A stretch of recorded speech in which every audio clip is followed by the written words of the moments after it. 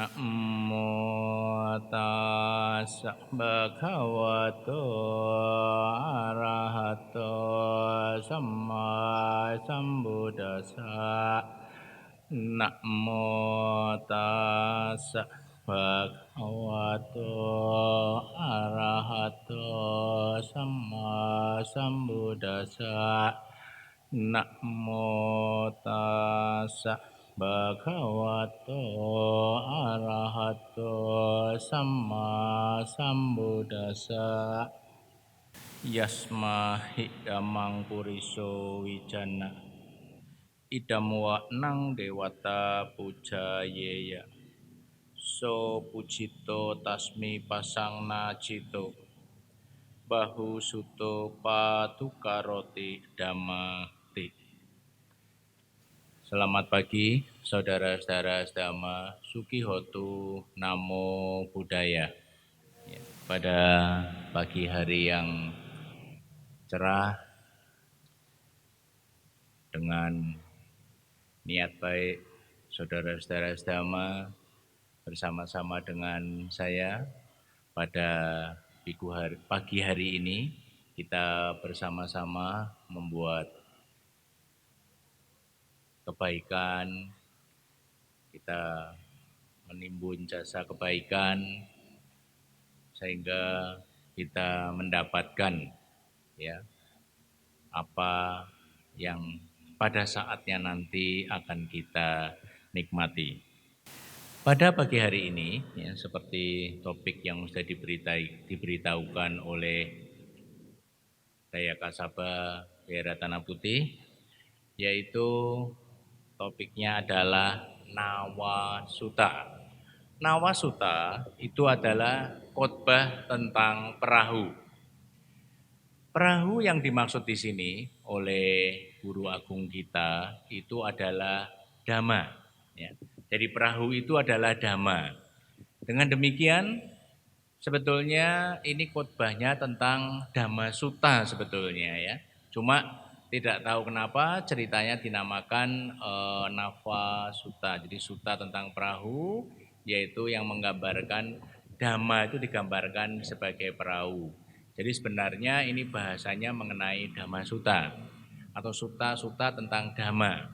Tetapi kalau kita googling ada di Samagi ya, Samagi Pala itu Dhamma Sutta itu adalah topiknya mengenai guru. Jadi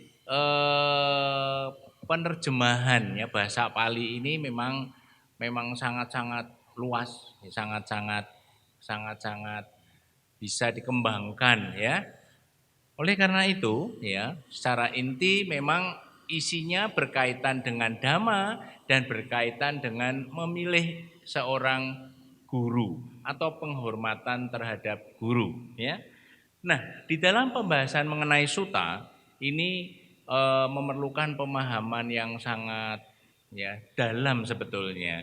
Ya, oleh karena itu pembahasan sutta ini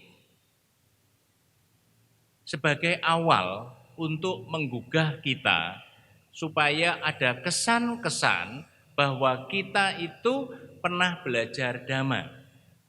Sebagai bukti bahwa sutta itu selalu dan selalu harus diingat terus. Kenapa? Karena setiap kali kita puja bakti, kita selalu ada pembacaan parita mengenai sutta. Bisa seperti tadi kita membacakan Manggala Sutta, ya, sutta tentang berkah, bisa juga sutta tentang karania, sutta tentang meta, tentang cinta kasih, dan ini selalu kita bacakan. Mungkin saudara-saudara sedama bersama dengan saya sudah ratusan atau ribuan kali membacakan sutta-sutta tersebut. Tetapi yang penting kesan kita terhadap sutta tersebut, terhadap ajaran dari guru agung kita ini menjadi berkesan, menjadi kesan di dalam alam bawah sadar kita. Ya, itu secara inti di dalam mempelajari sutta dengan tujuan seperti itu. Dengan harapan karena kita itu masih ada di dalam tumimba lahir, ya yang selalu ada di dalam kehidupan, mati lagi, hidup lagi, ya. Jika gelombang kita pas, kita ketemu lagi dengan Buddha Sasana, dengan ajaran guru agung kita, ya.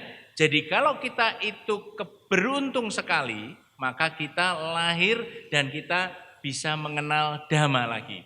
Pada saat mengenal Dhamma, begitu mendengarkan ya alunan atau membaca suatu alunan dari suta ini, maka langsung kesan-kesan tersebut akan menguatkan, semakin menguatkan keyakinan kita akan Buddha Dhamma. Ya, seperti saudara-saudara Dhamma mungkin pernah mendengarkan atau melihat video ya seorang anak kecil ya yang umur baru 3 tahun atau 5 tahun bisa membacakan Suta-suta, Ratana Suta, Manggala Suta, Karanyameta Suta dengan alunan yang berbeda dengan saat sekarang ini. Jadi alunan meta tersebut, alunan suta tersebut itu terjadi pada ratusan tahun yang silam, ya. Ya, jadi begitulah ya kita mempelajari suta, ya. Oleh karena itu, ya saya sangat berkesan sekali untuk mempelajari suta dengan maksud siapa tahu ya kita tidak tahu dalam kehidupan yang akan datang di dalam roda samsara ini jika kita itu bisa lahir di dalam alam manusia atau alam manapun juga dan kita mengenal ajaran Buddha, maka kita sungguh-sungguh berbahagia dan kesan ini akan semakin menguatkan ya. Jadi kita berusaha untuk menekankan atau membuat suatu parami bahwa kita itu berusaha untuk kedepannya kita ketemu lagi, jumpa lagi, mempelajari lagi selama Buddha Dhamma itu ada ya. Jadi pada intinya suta, penjelasan mengenai suta-suta itu ada di dalam kitab komentar dan subkomentar. Setiap kali pembahasan suta itu selalu mempelajari yang pertama historinya. Kenapa sih kok sampai ada suta tersebut? Ya, jadi Nava Suta seperti Manggala Suta. Kapan itu Manggala Suta itu dikhotbahkan oleh guru agung kita? Kapan itu Meta Suta, Karanyameta Suta dikhotbahkan kepada guru agung kita? Nah di sini bahasan Nava Suta atau suta tentang perahu ini dibabarkan oleh guru agung kita, sejarahnya demikian yang ada di dalam kitab komentar ya. Jadi asal mulanya ini berkaitan dengan dua murid guru agung kita yang sangat luar biasa. Jika saudara-saudara Dhamma lihat di altar, ya dilihat di altar itu ada dua rupang yang ada di dalam posisi di sebelah kanan dan kiri guru agung kita. Ya. Murid utama dari guru agung kita yang sangat luar biasa ini merupakan tangan kanan dan tangan kiri dari guru agung kita. Siapa? Dua murid Sang Buddha yang merupakan murid yang sangat istimewa. Ada yang ingat? Ada yang ingat nggak? Ya. Jadi kalau ini ciri khas di dalam wihara Theravada, ya. Begitu kita masuk ke dalam wihara Theravada, Dhammasala, di altarnya pada umumnya ada guru agung kita, ya rupang Sang Buddha dan ada dua rupang yang ada di bawah kanan kirinya yang menghadap beliau. Ya, ini ada sebelah kanan dan kiri. Ada yang ingat? Ya, benar. Dua murid yang merupakan murid yang sangat-sangat istimewa, yaitu Yang Arya Sariputa dan Yang Arya Moggallana. Yang Arya Sariputa karena kecerdasannya, kalau Yang Arya Moggallana ini karena kesaktiannya yang sangat-sangat luar biasa. Ya, nah, murid Sang Buddha yang terkemuka atau yang terbaik dalam bahasa Palinya dinamakan Aga Sawaka, ya, Aga Sawaka atau dua murid yang sangat istimewa, yaitu Yang Arya Sariputa dan Yang Arya Moggallana. Jadi suta ini berkaitan dengan ya kejadian dua murid yang istimewa dari Guru Agung kita, ya. Jadi munculnya ini berkaitan dengan masalah ini. Nah, ditarik, ya. Nah, ceritanya demikian.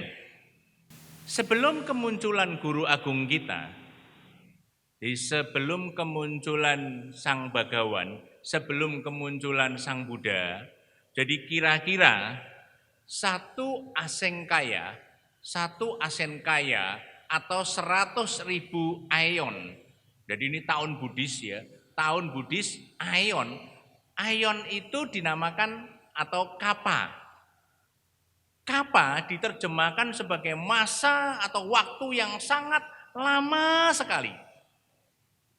Ya, ditanyakan kepada Sang Buddha, kapa itu berapa lama? Hanya dijelaskan, satu kapa adalah masa atau waktu jika digambarkan ada batu sepanjang 25 km kali 25 km. Jadi batu 25 km persegi. Semarang Ungaran itu berapa kilo ya? 20 ada enggak? Ada ya? 20 sampai 25 ya? Jadi kira-kira batu dari Semarang sampai Ungaran, satu kotak batu, kemudian setiap 100 tahun sekali digosok dengan kain. Sampai batu tersebut hilang. Berapa lama waktu yang dibutuhkan untuk menggosok batu 25 km persegi? Gosoknya itu dalam 100 tahun sekali. Berapa lama kira-kira? Itu namanya satu kapa. Nah, ini kejadian parami ini muncul, ya, parami. Jadi ada suatu niatan dari dua Aga Sawaka, dua murid dari Agung Sang Buddha ini, yang kejadiannya dalam alam dewa. Dalam alam dewa itu ada dua dewa, ya, dua dewa yang pada masa itu, ya, 100.000 ion atau 100.000 kalpa.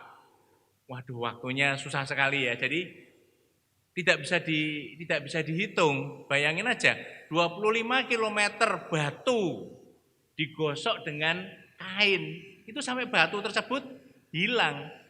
Batu kecil aja digosok pakai kain, berapa lama hilang? Lah ini gosoknya 100.000 tahun sekali. Jadi yang sangat lama dan lama sekali. Ya. Jadi ini parami itu, ini menunjukkan bahwa kehidupan kita itu sudah berapa kali ada di alam samsara sampai sekarang ini. Ya. Nah, Aga Sawaka, ya, dua Aga Sawaka itu, dua murid utama, dua murid istimewa dari Agung Sang Buddha itu, pada saat kejadian itu, ya, ini kemudian pada saat Sang Buddha ada, pada saat Sang Bhagawan itu muncul. Jadi ini ceritanya sudah mulai parami itu dibentuk dari tahun yang sudah tak terhingga. Kemudian pada saat kehidupan Sang Buddha, ya, ada dua desa, yaitu desa yang namanya Upatissa dan desa yang namanya Kolita. Ada dua desa Upatissa, satu desa Upatissa, satu desa Kolita. Nah, Pada zaman masa Sang Buddha 2600 tahun yang lalu, dua desa ini ada di Jambudipa, ada di Pulau Jambu atau namanya pulau atau benua sekarang ini adalah India. Ya, Jambudipa itu adalah India. Ya, nah itu dua desa yaitu desa Upatissa dan desa Kolita. Pada saat zaman Sang Bagawan, zaman Guru Agung Sang Buddha, ya, itu dari alam dewa ini yang sudah paraminya ada 100.000 eon yang lalu itu, dewa itu mati, kemudian masuk ke dalam kandungan dari istri kepala desa Kolita dan istri kepala desa Upatissa, ya. Jadi bersama-sama. Lahirnya pun dari dua istri kepala desa itu pun sama-sama. Yang satu dinamakan Upatissa, yang satu dinamakan Kolita, ya. Jadi yang Upatissa itu lahir dari seorang ibu atau seorang perempuan yang bernama Rupasari, dan Kolita lahir dari seorang ibu yang bernama Maghalani. Lahirnya bersama-sama. Ya, jadi di alam dewa itu Tumimba lahir lagi ke dalam perut seorang ibu dari desa Upatissa, dan satu lagi lahir atau masuk ke dalam perut seorang ibu yang bernama Maghalani. Lahirnya bisa bareng-bareng, bersamaan. Dan desa itu adalah dua desa yang berbeda, tetapi selama masa setelah kelahirannya, kedua anak tersebut Upatissa dan Kolita itu bisa bersahabat. Ya, jadi begitulah. Yang namanya sudah paraminya bersama-sama disusun bersama-sama sejak dulu kala bisa bergandengan terus menerus. Ya, ini kalau kita bayangkan seperti saat sekarang ini dalam kehidupan sekarang ini, saudara-saudara bisa membayangkan pasangan hidup saudara, orang tua saudara, orang-orang yang ada di dekat dengan kita, ini semua adalah suatu tarikan atau kaitan-kaitan dari masa lampau kita. Ini gambarannya. Ya. Jadi tidak bisa segala sesuatunya itu muncul dengan tiba-tiba. Pasti ada sebabnya, ya. Jadi hukum sebab akibat itu selalu mengikuti yang berkaitan dengan hukum karma. Jadi sejak kecil merupakan teman bermain, Upatissa dan Kolita itu bersama-sama. Karena paraminya itu sangat-sangat kuat dan penuh sekali. Ya, Upatissa dan Kolita itu menjadi atau lahir di dalam lingkungan keluarga yang berada. Pada zaman itu kepala desa atau brahmana itu sudah yang tinggi. Ya, karena dia berkuasa, memiliki kekayaan yang tinggi. Dikatakan atau diceritakan kekayaannya pada saat itu diperkirakan 5.560 koti, ya, kalau diartikan uang sekarang itu sekitar 5,6 miliar. Ya, jadi kekayaan dari Upatissa dan Kolita itu masing-masing 5,6 miliar. Di dalam perkembangannya, ya, karena di Jambudipa itu di India itu kan banyak upacara-upacara, ya, upacara-upacara adat. Pada suatu saat, ya, ada suatu upacara di mana upacara itu mengumpulkan banyak orang. Yang diundang itu seluruh lapisan masyarakat, dari raja, dari pangeran-pangeran, dari kaum brahmana, kaum satria, semua diundang. Yang isinya itu adalah pesta. Jadi tarian-tarian, nyanyian-nyanyian, musik-musik di sana.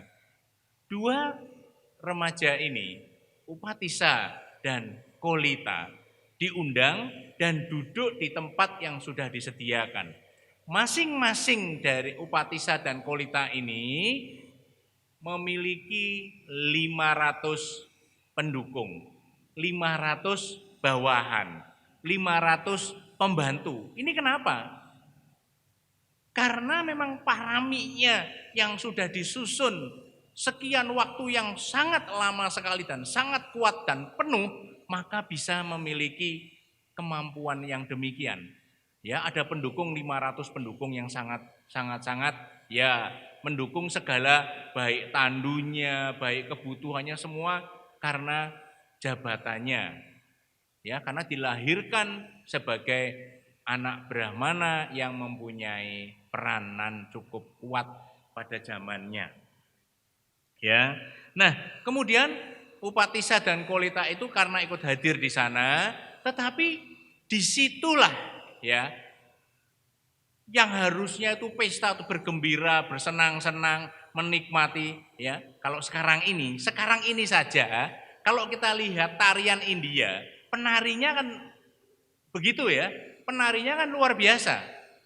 Sekarang, kalau dulu nggak tahu saya ya, kira-kira 2.600 tahun yang lalu, ya, 2.600 tahun yang lalu di Jambudipa atau di India, tarian-tarian itu seperti apa? 2.600 tahun yang lalu di India, ya, Upali dan Tissa itu melihat tarian-tarian seperti apa? Bisa ya, kira-kira bisa apa seperti seolah-olah kita itu melihat membayangkan. Tahun 1960 saja di Pulau Bali masih seperti itu. Nah, 2.600 tahun yang lalu di India, bayangin seperti apa?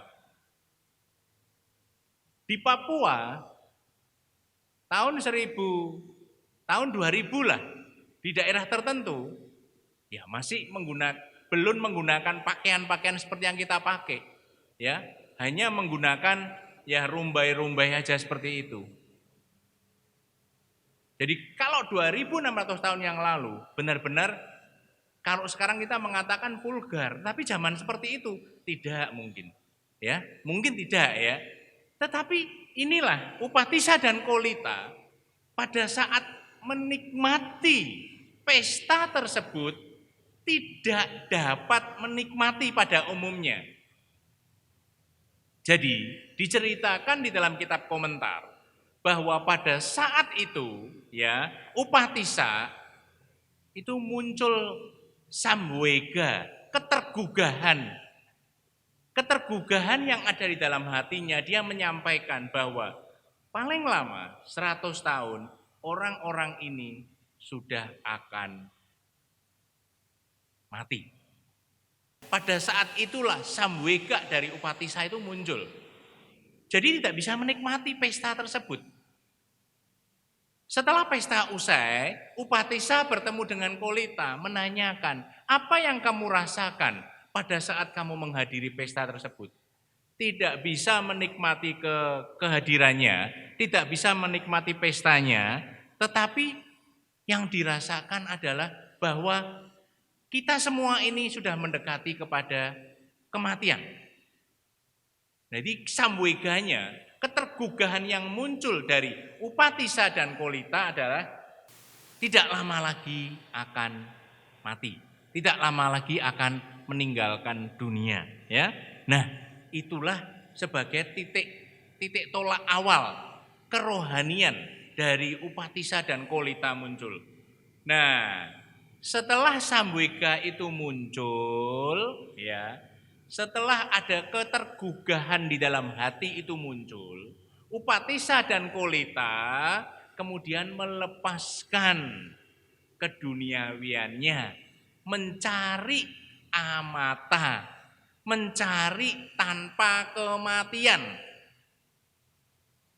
Ya, mencari tanpa kematian. Jadi sudah menyadari karena parami yang lama itu sangat kuat sekali, paraminya sangat kuat dan penuh, maka samwega atau ketergugahan itu muncul bersama-sama dari dua sahabat atau Agasawaka, ya.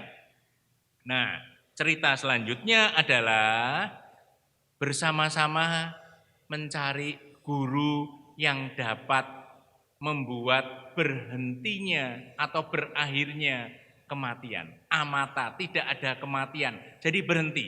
Sudah selesai, tidak ada mati hidup lagi, mati hidup lagi. Jadi itu dicari oleh Upatissa dan Kolita. Nah, pada saat pencarian itu, ya, Upatissa dan Kolita itu bertemu dengan, pada saat itu di India itu kan banyak guru-guru kerohanian, pertapa-pertapa itu banyak sekali. Nah, kemudian di Rajagaha bertemu dengan pertapa yang bernama Sanjaya atau Sancaya.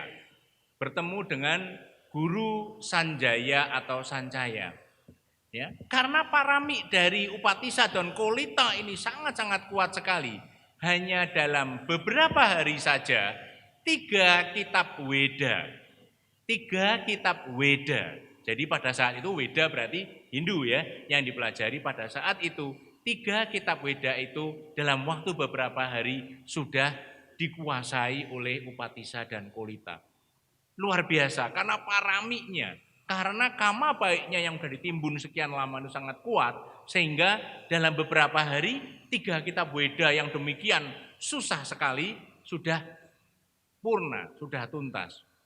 Karena kekuatan dari parami, karena kekuatan dari kama, karena kecerdasannya, karena intuisinya, ya, karena intuisi dan kecerdasan, ya, jadi inilah. Di dalam kitab komentar, intuisi dan kecerdasan, ya, intuisi dan kecerdasan disebabkan oleh kekuatan kama masa lampau. Ya. Jadi jika saudara-saudara ingin menimbun, menjadikan intuisi dan kecerdasannya sangat luar biasa, ya berarti harus mengkondisikan supaya membuat atau menjadikannya cerdas. Ya, jadi kecerdasan dan intuisi itu disebabkan oleh kita sendiri dengan memupuk perbuatan-perbuatan yang sesuai, ya. Nah, karena intuisi dan kecerdasannya sangat kuat, pada saat belajar dengan guru Sanjaya, ini bisa memisah-misah. Setiap pelajaran kerohanian selalu ada awal, ada tengah, dan ada akhir. Nah, 3 kitab Weda itu hanya bisa menjelaskan awal dan tengah. Tetapi yang akhir tidak bisa. Yang amata atau berhentinya kematian tidak ada. Akhirnya Upatissa dan Kolita mendiskusikan dengan guru Sanjaya, menyampaikan apakah benar tidak ada akhir dari kitab Weda ini. Ya, memang benar. Akhirnya Upatissa dan Kolita pamit kepada Sanjaya untuk mencari guru yang memahami mengenai amata, mengenai akhir dari kematian. Nah, di dalam pencariannya itu, ya, nah itulah, kalau ini di dalam penjelasan komentar ini tidak diuraikan, tidak diceritakan mengenai sepanjang perjalanan mencari guru sampai ketemu dengan Sang Bhagawan, tidak dijelaskan. Disitulah yang membuat Upatissa dan Kolita itu terkenal di Jambudipa. Sangat-sangat luar biasa. Adu debat, adu ini itu sangat luar biasa sekali. Ya, nah, singkat ceritanya, ya, bersamaan dengan itu Sang Bhagawan, ya, Sang Bhagawan setelah mencapai kesempurnaan, mencapai kebudaan, dan hampir saja tidak akan membabarkan damanya karena permintaan khusus untuk membabarkan dhamma dari siapa? Harusnya Sang Buddha itu enggak akan membabarkan dhamma. Dari siapa? Dari dewa siapa? Nah, karena ada permintaan khusus dari dewa Sahampati, maka Sang Buddha diminta untuk membabarkan. Tetapi di dalam perenungannya, siapa yang mampu untuk menerima ajaran atau dhamma yang demikian tinggi? Guru-gurunya sudah meninggal. Ya, di dalam perenungannya hanya Pancawagya, 5 petapa teman pertapaan yang sudah siap menerima. Ya, jadi setelah lewat masa wasa yang pertama, ya, setelah saat musim hujan, jadi dari Waisak menuju ke Katina, setelah selesai Sang Buddha menuju ke Rajagaha. Nah, Upatissa dan Kolita di dalam pencarian guru-guru mencari ilmu amata ini kemudian ketemu di Rajagaha. Pertemuan dari Sariputta dalam hal ini adalah sebelum menjadi Sariputta yaitu Upatissa.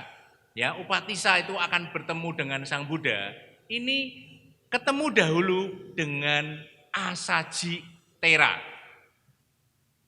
Asaji Tera ini merupakan guru yang memberikan gambaran mengenai akhir dari kematian. Tetapi tidak secara gamblang, baru setelah diajak ya Sariputta itu Upatissa ketemu dengan Sang Bhagawan, barulah di sana ya Upatissa itu benar-benar memahami, dan disitulah dia memahami yang namanya akhir dari kematian. Ya, nah karena simpanan kama baik yang sangat luar biasa dan parami yang full, yang penuh ya, kalau baterai itu HP kita di charge sudah penuh, ya seperti itulah. Jadi Upatissa dan Kolita itu kondisi batinnya itu sudah sangat-sangat luar biasa. Jadi begitu dijelaskan ring langsung connect dan connect. Sehingga Kotissa dalam waktu 7 hari setelah ketemu dengan Guru Agung kita langsung mencapai kesucian arahat. Sedangkan Upatissa 2 minggu setelah ketemu atau menjadi ehibiku mencapai tingkat arahat. Jadi 2 murid Guru Agung kita yang sangat luar biasa, 7 hari mencapai tingkat arahat itu adalah Kolita atau Bante yang Arya Moggallana dan Upatissa yang menjadi yang Arya Sariputta 14 hari. Ya, jadi sangat luar biasa. Setelah belajar Dhamma 7 hari mencapai arahat Moggallana karena kesaktiannya, yang Sariputta dalam waktu 14 hari. Nah, inilah mulai muncul di sini historinya atau sejarah dari Nava Sutta atau Sutta Perahu ini sejarahnya sudah mulai ketemu ya. Nah, munculnya itu ya dikatakan bahwa di dalam Samagipala itu adalah sutta tentang guru. Ini adalah demikian.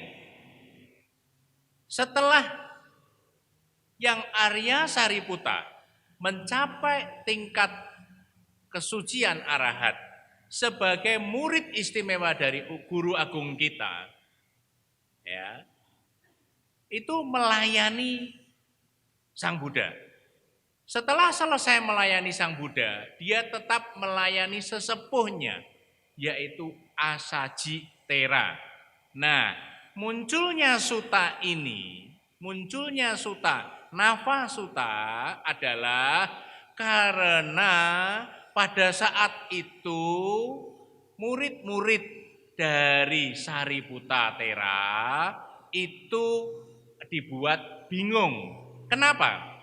Setiap pagi yang Arya Sariputta jika tidak ada Asaji Tera itu selalu mengikuti mata angin. Misalnya ya, pada saat sekarang ini Sariputta berada, sedangkan Asaji Tera ada di Jakarta, maka pada pagi hari Sariputta Thera yang Arya Sariputta itu memberikan penghormatan dengan tumpuan 5 titik, ya, dengan menghormat posisi di mana keberadaan Asaji.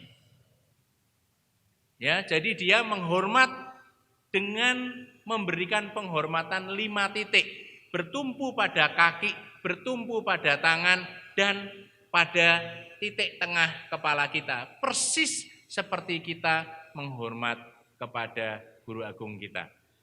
Nah, ini membuat kegaduhan di antara para biku.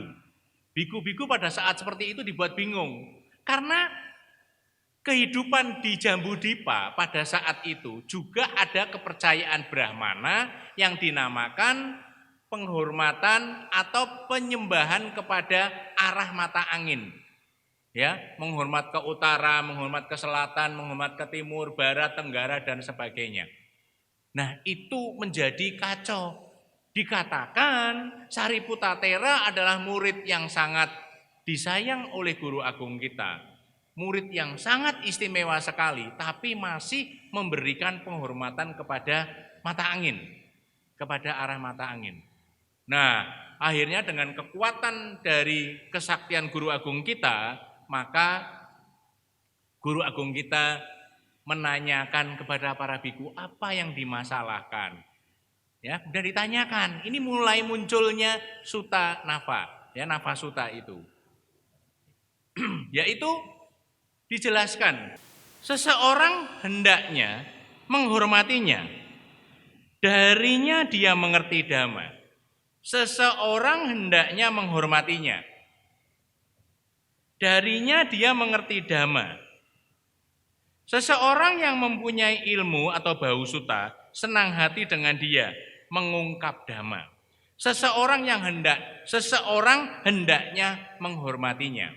Nah, di sini Guru Agung menjelaskan bahwa apa yang dilakukan oleh Sariputta, yang Arya Sariputta, bukan penghormatan kepada arah mata angin, bukan menyembah kepada arah mata angin, tetapi yang Arya Sariputta menghormat kepada gurunya, yang menyebabkan bahwa Sariputta memahami dan menyelesaikan akhir dari kehidupan. Ya, karena pada saat itu sesuai dengan paraminya, ya,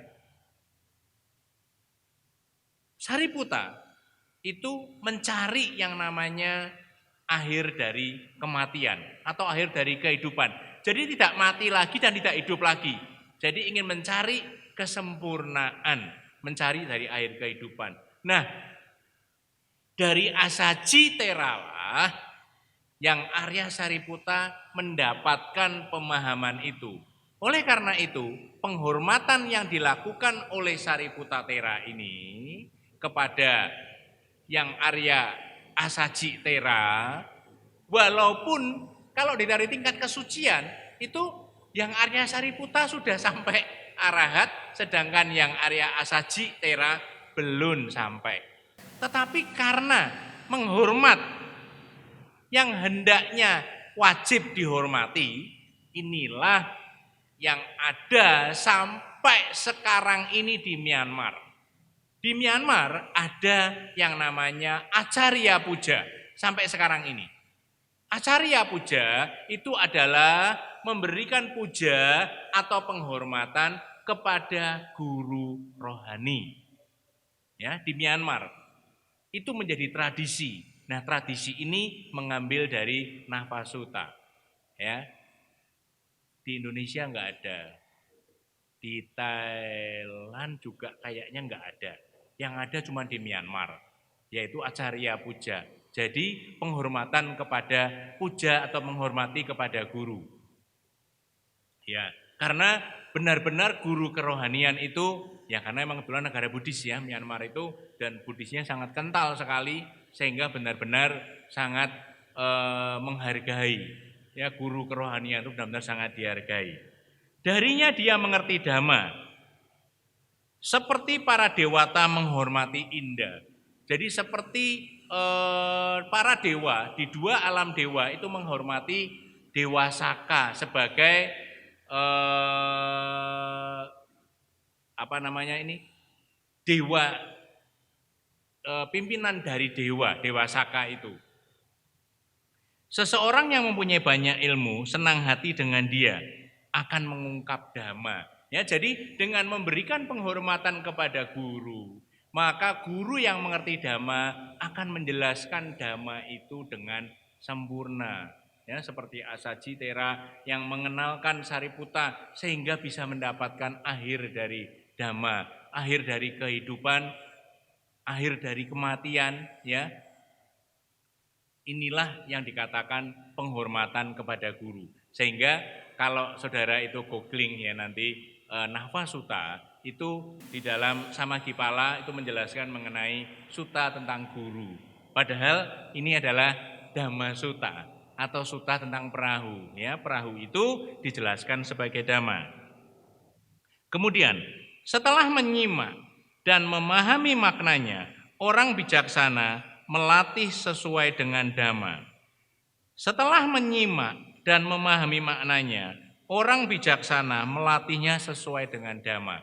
Ya, jadi setelah dipahamkan, dijelaskan mengenai ajaran-ajaran, terutama mengenai vipassana, mengenai penjelasan mengenai batin, mengenai pikiran, maka dia akan melatihnya menjadi bijaksana.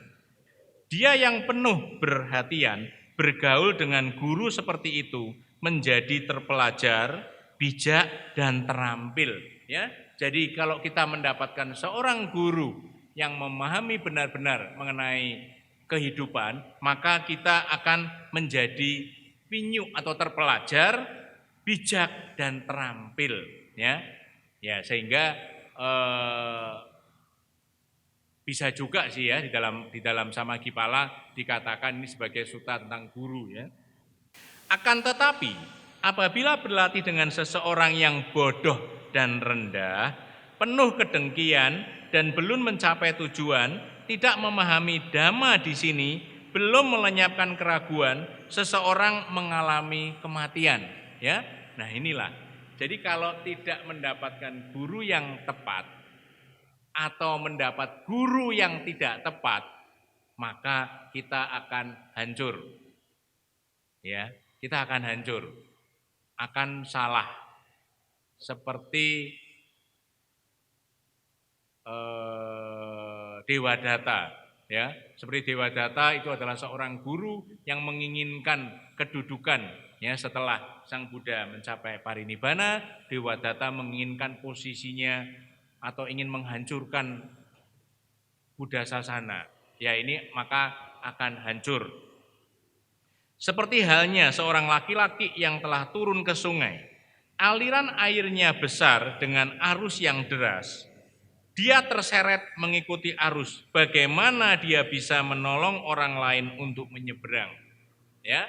Jadi jika kita itu berguru kepada yang tidak tepat, itu seperti seseorang ada di dalam sungai yang alirannya sangat keras. Mana bisa dia bisa menolong orang lain. Untuk menyelamatkan dirinya sendiri saja, di dalam arus yang deras ini masih penuh dengan perjuangan yang sangat-sangat kuat. Jelas di sini susah atau sulit sekali akan memberikan bimbingan kepada orang lain, ya.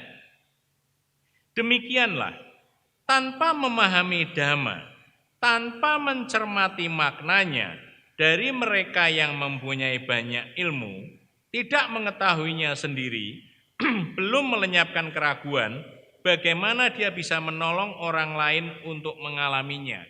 Ya, jadi untuk mencari seorang guru, ya, yang bisa memahami tentang hidup dan kehidupan ini yang benar-benar sangat susah sekali.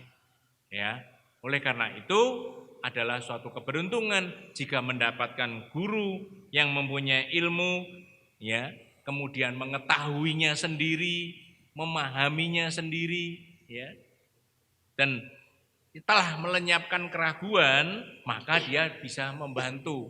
Sehingga saat sekarang ini kalau kita ketahui ya, banyak dari belahan dunia barat ya, bule-bule itu orang-orang Amerika, orang dari Eropa itu belajar dhamma itu tidak di kota ya, tapi menuju ke hutan, mencari wihara-wihara hutan, mencari guru-guru yang benar-benar praktisi, tidak hanya secara teoritis saja ketemu dengan banyak orang, tetapi harus benar-benar mengalami sendiri ya. Ya, sehingga ya bisa kita lihat sekarang ini ada yang sudah mengembangkan di Australia, di Amerika, di mana-mana ya, seperti Ajahn Brahm itu karena mempelajari dari Ajahn yang sangat sempurna sehingga bisa berfaedah, berkembang di dunia barat, di Australia, baik di Inggris, dimanapun juga ya. Nah, pada saat sekarang ini kita juga bisa melihat perkembangan dari Buddha Dhamma di Indonesia sangat luar biasa ya. Kebetulan pada saat sekarang ini Bante Asin Keminda ya, ini yang menerbitkan ya buku mengenai tentang suta ya, pembahasan tentang suta itu susah ya. Mencari buku-buku tentang suta itu susah. Biasanya tentang suta dijelaskan hanya mengenai terjemahannya saja, tidak diuraikan, tidak dimasukkan mengenai dari kitab komentar dan subkomentar, hanya artinya. Kalau artinya seperti kita itu membaca parita, kita nggak mengerti. Nah, di sini karena ada buku ini kesempatan lah, ya kesempatan, ya apalagi keuntungannya dalam belajar suta itu adalah kesan. Kalau kita itu berkesan menghadap pernah belajar suta, jika ya, seperti yang pada awal saya sampaikan, jika ada suatu kesempatan kita ketemu lagi dengan Buddha Dhamma, maka akan menjadi nyambung langsung, ya alunan-alunannya, ya karena kesan-kesan ini sangat luar biasa, ya seperti masih kecil orang melihat nonton film Syolim, nonton silat, film silat gitu ya, biara-biara Syolim itu kesan. Dari kecil kesan. Jika pada saatnya memang ada suatu ketertarikan, memang pada saatnya ini sudah harus menjalani kehidupan kerohanian sebagai biku, meninggalkan kerohanian dan meninggalkan keduniawian dan masuk ke dunia kerohanian, maka ini langsung nyambung, itu kesan ya. Jadi saudara-saudara Dhamma, jika ada kesempatan ya belajarlah ya, pariyati, belajar tentang Dhamma ya, mengenai suta-suta. Memang suta itu banyak mengulang, memang banyak, tetapi mau nggak mau intisari dari Buddha Dhamma, ajaran dari guru agung kita itu adanya di dalam suta, ya, adanya dalam suta. Oleh karena itu kesempatan untuk belajar suta, ya, apalagi sekarang buku-buku Dhamma itu sekarang benar-benar gratis, tidak diperjualbelikan, ya. Jadi jika saudara itu, ya cari aja langsung dari Dhamma Wihari, ya, Dhamma Wihari Buddhist Studies Jakarta ini, Dhamma Wihari. Silakan googling, cari Dhamma Wihari atau cari Asin Keminda. Itu videonya, ceramah-ceramahnya itu benar-benar menggugah. Ya, tapi kalau di dalam percetakan Dhamma Wihari, kita hanya hanya membayar untuk biaya pengirimannya. Kita hanya mentransfer pengirimannya. Kita tanya, berapa kalau mengirimkan ke Semarang? Itu ada 8 buku suta. Ya. Ya, ini baru satu. Ya, saya baru membaca-baca satu, saya nggak mau membaca sekaligus. Saya baca sekali satu suta, saya ulang sampai 5, 10 kali masih belum jelas. Itulah suta. Istimewa sekali. Suta semakin dibaca, semakin kita itu kayak nggak ada apa-apanya. Diulang lagi, masih belum nyambung. Ya memang kemungkinan karena Ya, intuisi saya dan kecerdasan saya itu belum nyampe. Tapi di sini mempelajari dhamma, belajar pariyati itu adalah memunculkan kesan. Memunculkan kesan. Kenapa memunculkan kesan itu penting? Karena kita itu sekarang ada dalam kehidupan samsara. Hidup, mati lagi, hidup lagi, mati lagi. Sampai berapa kalpa lagi? Ya. Sampai berapa kalpa lagi kita itu akan hidup. Kesan-kesan ini ya mulailah kita bersama-sama ya.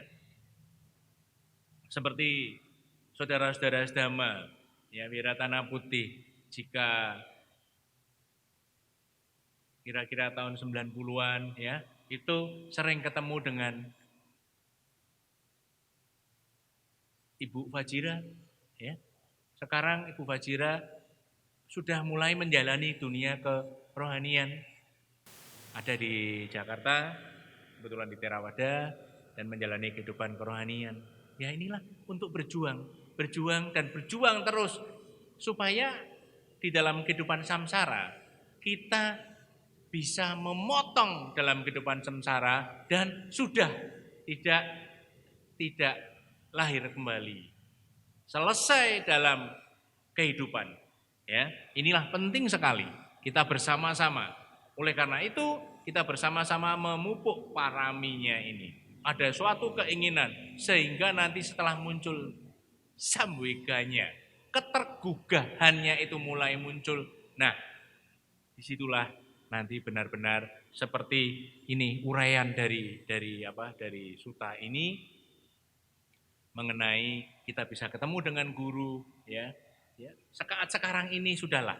Kita dalam kehidup sebagai makhluk manusia pada saat ini, kebetulan kita keberuntungnya adalah kita bisa ketemu dengan dhamma. Kita bisa ketemu dengan ajaran guru agung kita. Ya, dalam masa kalpa ini kita ketemu. Dalam masa kalpa ini kita bisa ketemu dengan ajaran. Siapa tahu dalam kehidupan berikutnya ketemu lagi.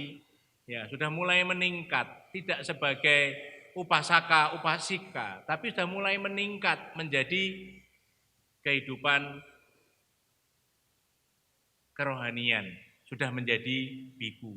Jadi berjuang lagi, berjuang. Siapa tahu kesan-kesan ini semakin kuat dan kuat, sehingga pada saatnya nanti mencapai tingkat kesucian dan sudah bisa memotong kehidupan samsara. Nah, kemudian seperti halnya seorang yang menaiki perahu yang kukuh, dilengkapi dengan dayung dan kemudi. Seorang yang pandai, cakap dan memahami cara memakainya, mampu membawa banyak orang lain menyeberang di sana. Nah, inilah jika kita mendapatkan seorang guru yang telah lengkap semuanya, sehingga bisa membawa banyak orang menyeberangi di sana. Saat sekarang ini kita memiliki seorang guru yang sangat sempurna, yang sudah benar-benar sempurna, yaitu guru agung kita, Sang Buddha, dengan dhammanya saat ini yang sangat luar biasa, yang sangat tinggi. Oleh karena itu, ini saatnya untuk kita mempelajari lebih dalam lagi. Demikian juga seseorang yang telah mencapai pengetahuan tertinggi, terlatih dengan baik, banyak pengetahuan dan memiliki sifat yang tidak mudah terganggu, dia mampu menolong orang lain. Ya, orang yang telah mencapai pengetahuan tertinggi, telah mencapai tingkat kesucian, terlatih dengan baik yang mengikuti kehidupan sebagai kehidupan yang sempurna, banyak pengetahuannya dan memiliki sifat yang tidak mudah terganggu, yang bisa menghadapi 8 kejadian atau 8 sifat ya tidak terganggu, ya adanya untung rugi, dipuji, dicela, kemudian ada yang menderita, bahagia, ya, tenar dan tidak tenar. Ya inilah, kalau ketemu dengan salah satu itu, kalau sudah datar, ya tidak ada pengaruhnya. Dipuji biasa, dicela ya normal-normal saja, ya. Untung ya diterima, rugi ya diterima, ya. Tidak seperti tanggal berapa ya? Beberapa hari yang lalu, ya, hari Rabu, Ya hari Rabu dengan adanya berita PSBB dikencangkan, PSBB dikuatkan, goncang. Ya, ya kalau saudara-saudara membaca berita atau mendengar berita, ya karena lonjakan COVID-19 yang luar biasa, maka Jakarta sebagai ibu kota negara Republik Indonesia tanggal 14 akan menerapkan PSBB ketat. Begitu berita ini diumumkan, wah langsung ekonomi gonjang-ganjing. Ya, pasar saham langsung suspend, turun sampai dalam tidak ada 5 jam itu sudah turun anjlok sampai berapa persen gitu loh. Ya, ceritanya begitu. Waduh, itu ekonomi kacau lagi. Dalam banyak berapa jam saja sudah pasar saham hancur. Besoknya lagi anjlok lagi. Itu hanya berita. Lah inilah yang dinamakan 8 kejadian yang tidak bisa tidak yang harus dialami dalam kehidupan sekarang ini. Jika kita bisa tetap stabil terhadap 8 kejadian ini, 8 keadaan kehidupan, untung rugi, ya ini kan kaitannya dengan untung rugi. Harusnya itu mulai untung, usaha mulai hidup, ya. Rumah makan mulai dibuka, pariwisata mulai dibuka, ekonomi mulai bergerak naik ke atas. Tiba-tiba PSBB, bayangannya ekonomi akan jatuh lagi. Sehingga pasar saham langsung ambrol, ya. Nah, itulah kehidupan seperti itu. Jika kita itu mampu menghadapi 8 kondisi ini, maka ini kita bisa mendapatkan kebahagiaan atau mendapatkan guru yang baik. Dan dia mampu menolong orang lain yang memiliki, ya. Jadi jika ada seorang guru yang memiliki seperti itu, maka dia mampu menolong orang lain. Oleh karena itu, ikutilah orang yang baik, yang bijaksana dan banyak pengetahuan. Setelah memahami maknanya, melatihnya, seseorang yang telah memahami Dhamma mendapatkan kebahagiaan. Ya, itulah akhir dari penjelasan mengenai Nava Sutta atau Sutta tentang Dhamma, Sutta tentang perahu. Sutta tentang perahu itu sebagai gambaran dari Dhamma. Demikianlah saudara-saudara Dhamma, ya sedikit uraian mengenai Nava Sutta atau Sutta tentang perahu, atau perahu digambarkan oleh Guru Agung kita sebagai Dhamma. Jadi ini adalah sutta tentang Dhamma, penjelasan Dhamma, dan ada yang menerjemahkan adalah sutta tentang guru, ya. Ya, bisa seperti itu juga, ya, karena memang kalau kita googling di Samagipala ini adalah mengenai guru, ya. Demikianlah saudara-saudara Dhamma, jika ada kata-kata atau kalimat yang tidak menyenangkan, mohon untuk dimaafkan. Akhirnya Sabe Sata Bawantu Sukitata, semoga semua makhluk hidup berbahagia. Sadu, sadu, sadu.